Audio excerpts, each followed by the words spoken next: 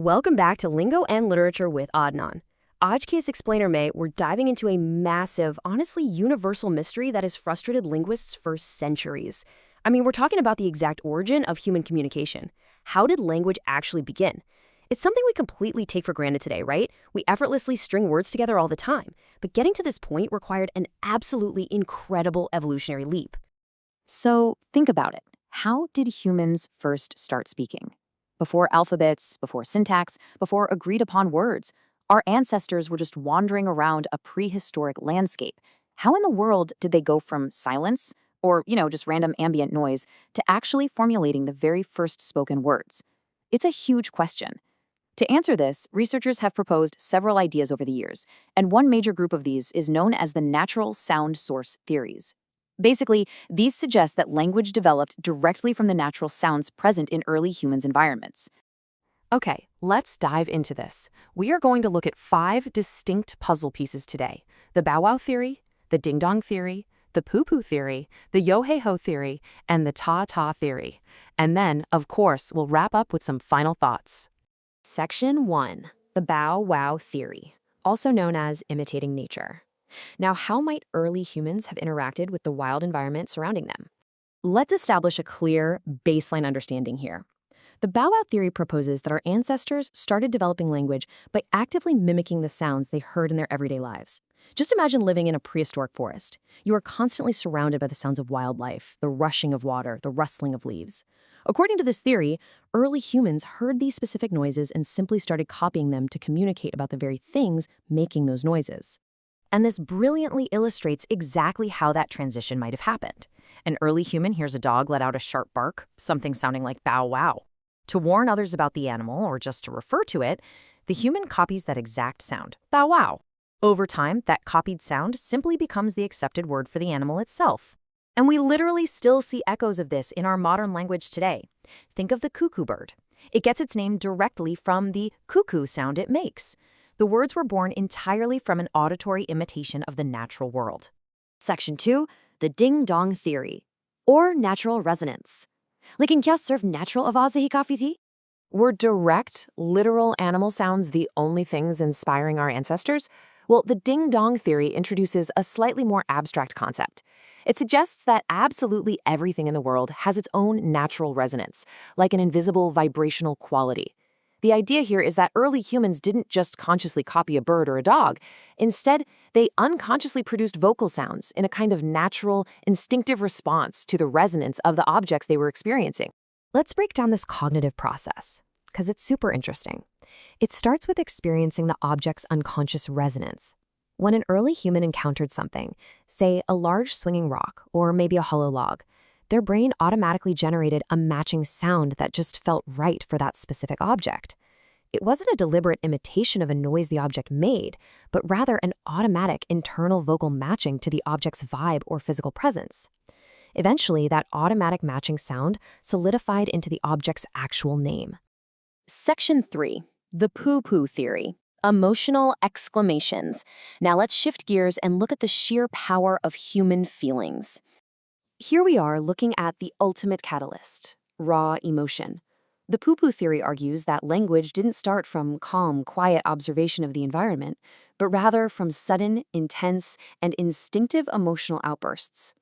Long before people could construct a polite sentence to say, "Excuse me, I'm experiencing physical discomfort," they simply let out an involuntary noise. Joy, absolute terror, agonizing pain, these extreme states practically forced vocalizations out of early humans. We've all experienced this visceral reaction, right? Picture an early human walking barefoot through some rough, rocky terrain. They forcefully stub their toe against a sharp stone. The immediate, uncontrollable reaction is a sharp intake of breath and a loud exclamation, something like, "Ouch!" Or imagine them witnessing a truly magnificent sunrise, or maybe a terrifying predator, and instinctively gasping, "Wow!" or "Ah!" According to this theory, these involuntary, highly emotional reactions were the very first building blocks of speech.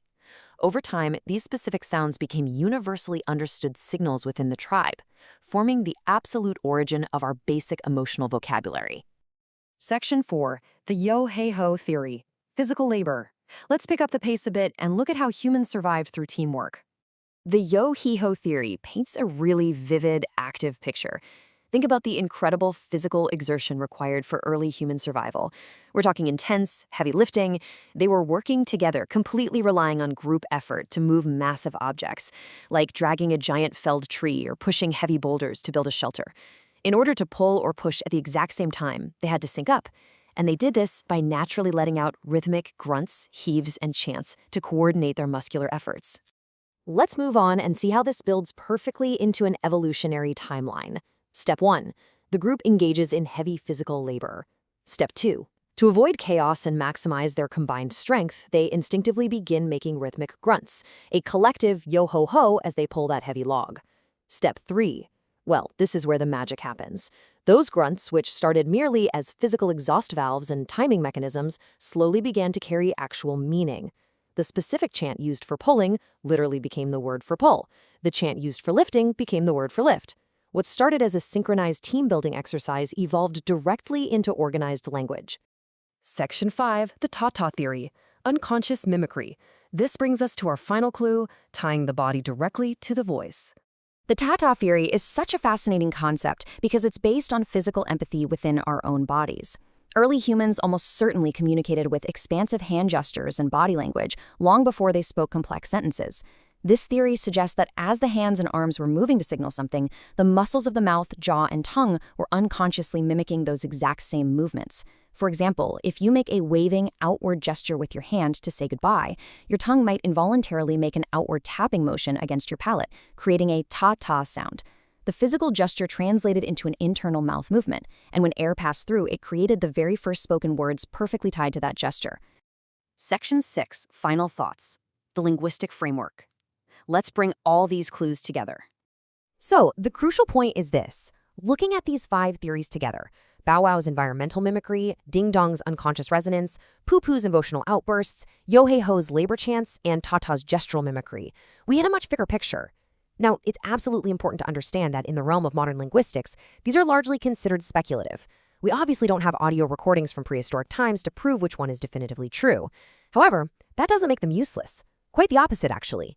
Together, they provide a vital, foundational framework that helps us visualize the different natural, physiological, and social pressures that forced early humans to bridge that massive gap between silence and speech. They show us that language likely didn't have just one single spark, but evolved from a really complex mix of mimicking nature, expressing raw emotion, and needing to survive together. I want to leave you with this final, provocative thought to ponder today. Out of all the natural sound source theories we unpacked in this explainer, which one do you think makes the absolute most sense for how humanity first found its voice? Was it the mimicking of animals, the rhythmic grunts of hard labor, or maybe just the raw emotion of stubbing a toe? Let me know your thoughts down in the comments. And hey, if this explainer helped clear up this massive linguistic mystery for you, please make sure to subscribe to Lingo and Literature with Adnan so you never miss out on our deep dives. Keep learning, keep questioning, and I will see you next time.